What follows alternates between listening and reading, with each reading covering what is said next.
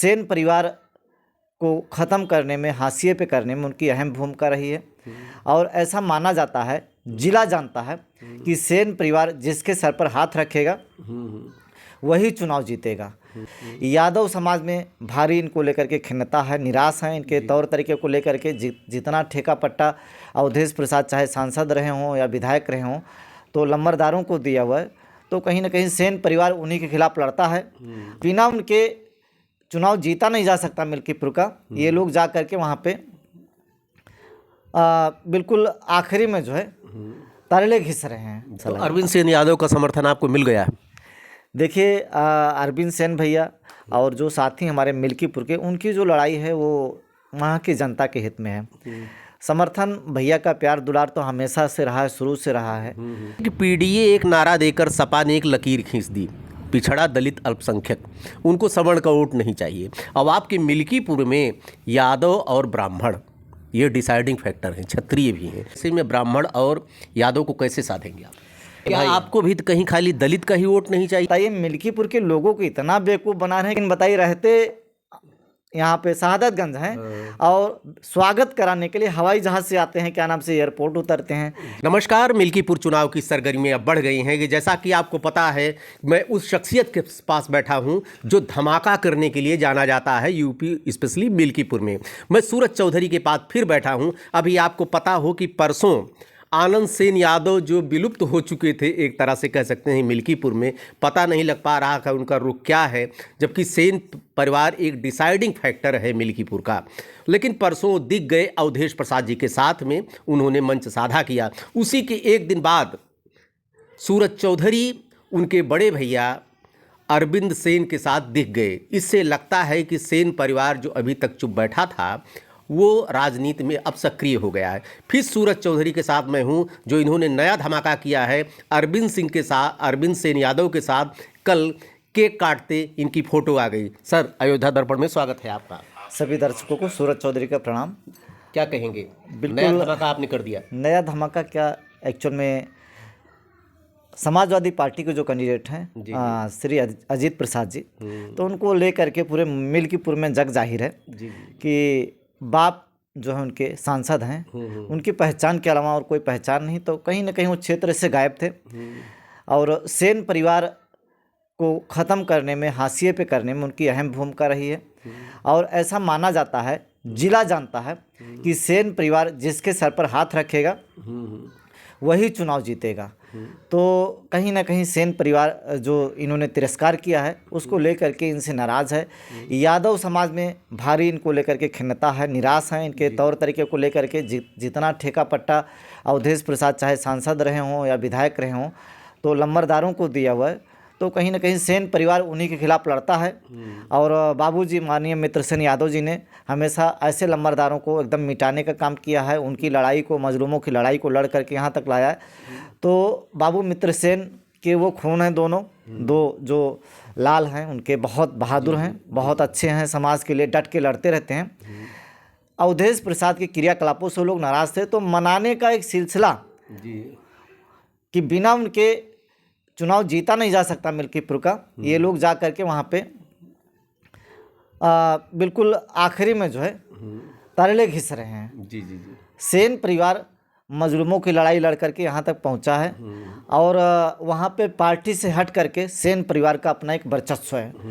वो जिसको चाहते हैं पार्टी से हट करके भी वो चुनाव जीत जाता है। तो जिस हिसाब से इन्होंने अंकुर सेन भैया को जो है चुनाव हराने में अपनी पूरी जो संसाधन था उसको उपयोग किया, लोगों का उपयोग किया, सामने खुलकर नहीं आए लेकिन हराने में, और जो इनका पॉलिटिकल करियर है आनंद सेन भैया का, और उस परिवार को नुकसान पहुंचा इन लोगों ने।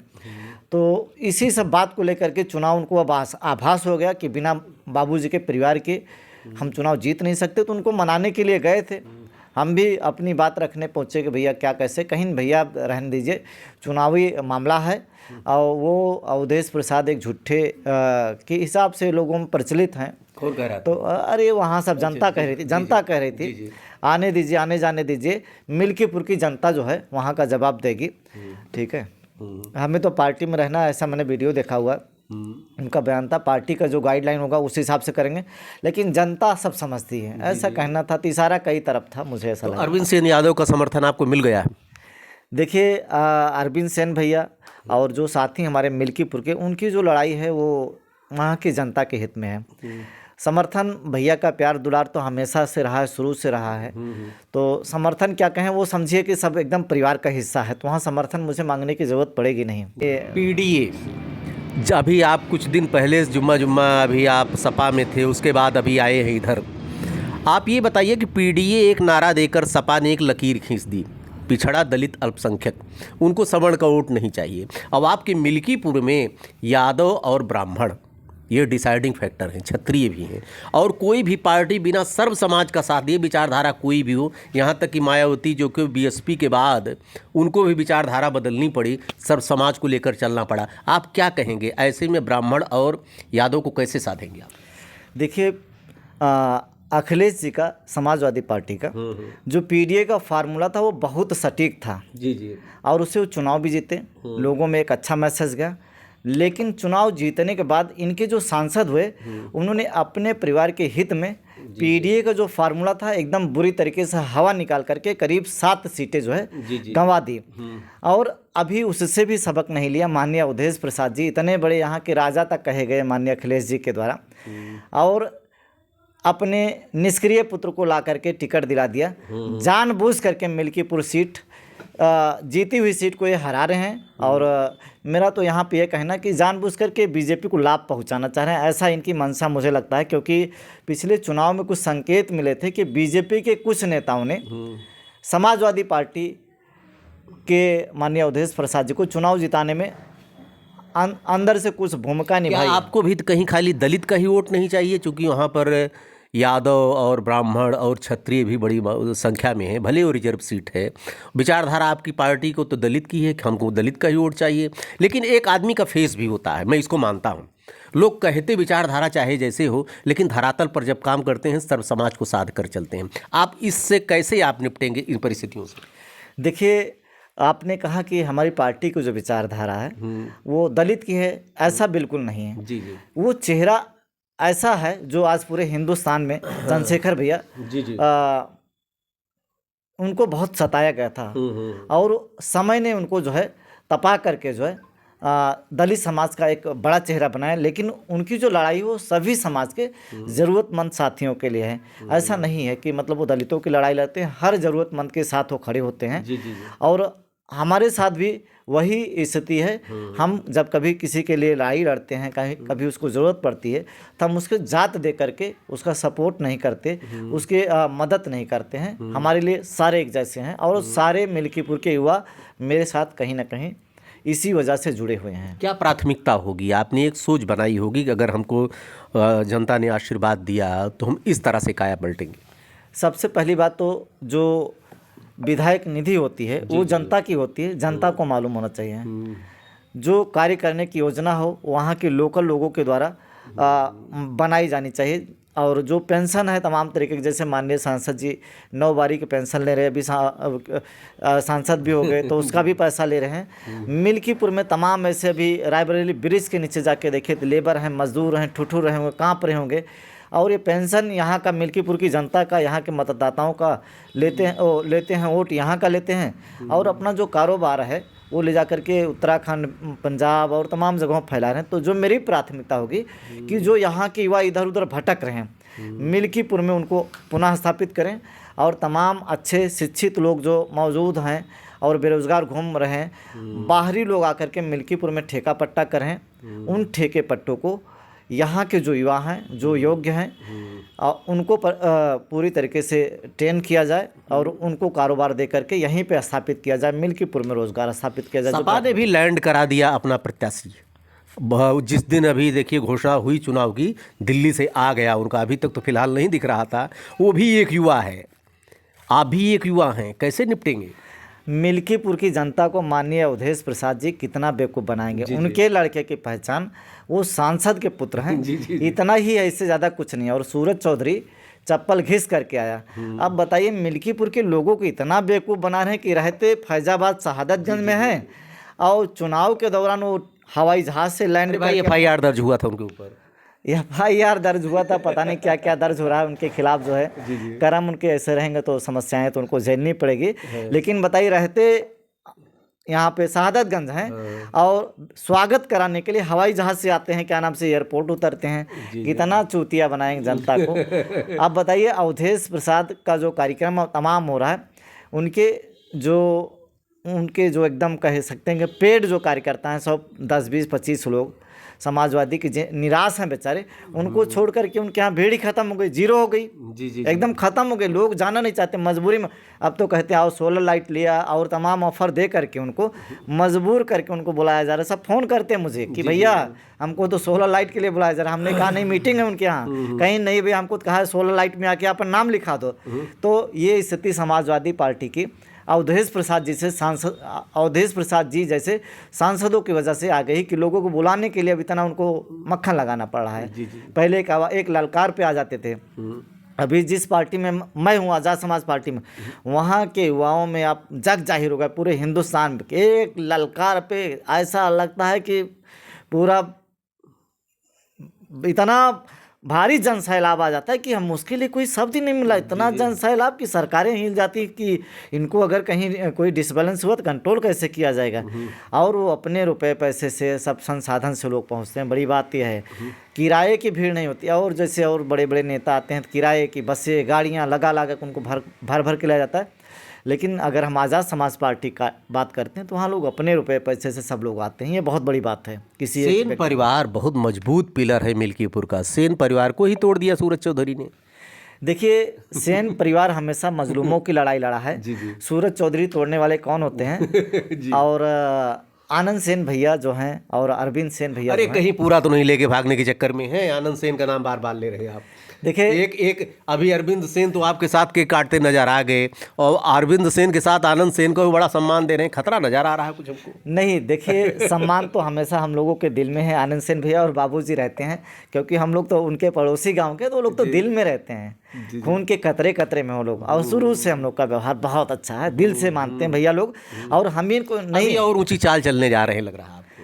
कोई चाल वाल नहीं। जैसे वो सब बड़े नेता हैं और वो सामाजिक जो वहाँ का एक सोसाइटी का जो एटमॉस्फेयर, ये भी है कि अगर कहीं अगर कद अवधेश का बढ़ गया तो सेन परिवार की राजनीति भी खतरे में आ जाएगी, ऐसा लोग कह रहे हैं।